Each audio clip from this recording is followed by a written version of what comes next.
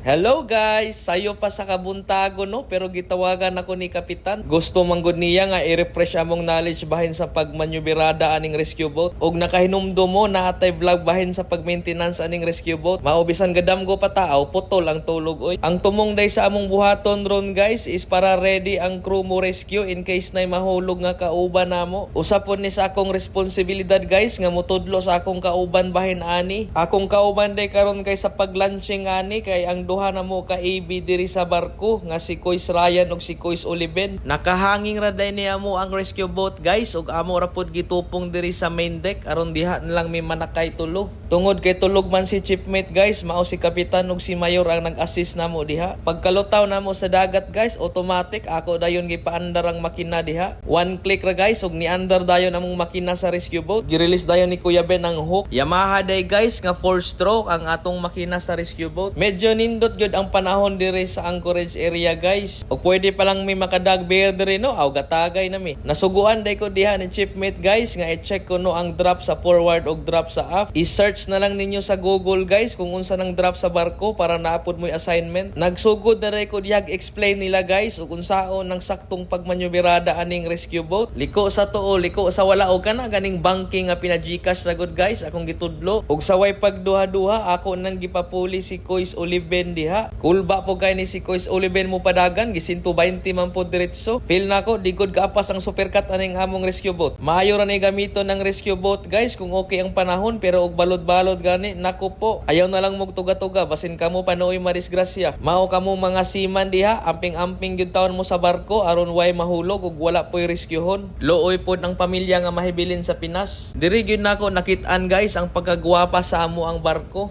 Bisan gamay ra ni among barko guys, suwayig patimbang di ba dako na kayo nighalin. Kita ala ng lubot sa barko guys, dako kaayo murag katong taga Brazil. Ay, sorry.